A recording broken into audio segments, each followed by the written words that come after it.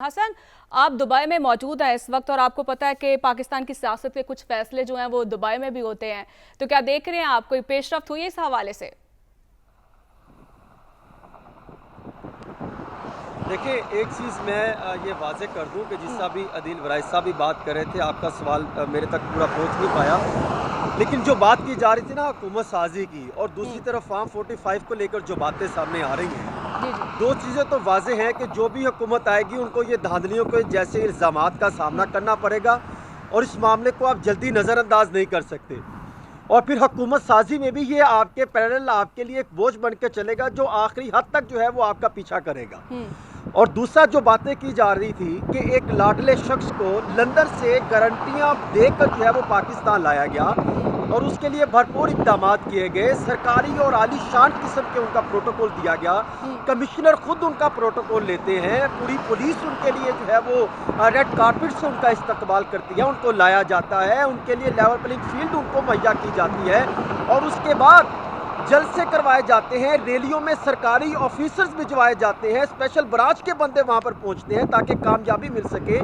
और फिर इलेक्शन होते हैं और इलेक्शन होते हैं तो अवाम उसको जो है मैंडेट नहीं देती, या जिसको भी देती है वो मैंडेट मानने से इनकार कर देते हैं। अब मामला इतना पेचीदा हो गया, इतना हैरानकुन बन गया कि एक तरफ जो है वो 8 से 10 जो बड़ी जमातें बनती हैं, मुस्लिम लीग नून को निकाल के तहरीक इंसाफ हो, जमात इस्लामी हो, वो उन पर इल्ज़ामात आयद कर रहे हैं, वो कह रहे हैं धांधली हुई, वो कह रहे हैं गलत बयानी हुई। फार्म 45 और फार्म 47 में आपस में वो कहते हैं वो मुमासलत नहीं रखती, इख्तलाफात हैं। और फिर दूसरी जानिब मामला अभी ख़त्म नहीं होता तो एहतजाजी रैलियाँ सामने आ जाती हैं। और फिर उसको आगे लेके चले तो कमिश्नर रावलपिंडी डिवीज़न जो कि इंतहाई अहम जिम्मेदार है, जो तकरीबन 1 साल से अहम जगह पर बैठा रहा, वो एक चार्जशीट, खौफनाक किस्म की चार्जशीट जारी कर देते हैं। किसके खिलाफ?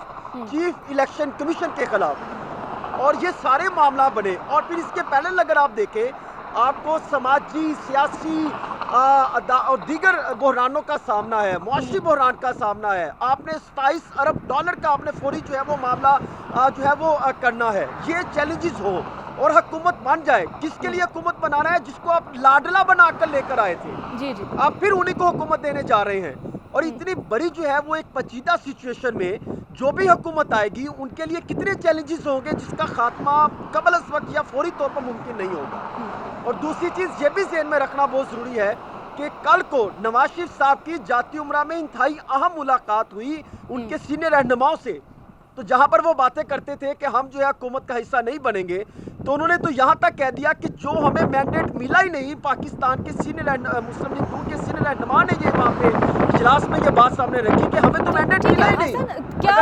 क्या वाकई नवाज शरीफ साहब जो है मरकज में हुकूमत बनाने के खिलाफ हैं? कोई है ऐसी खबर?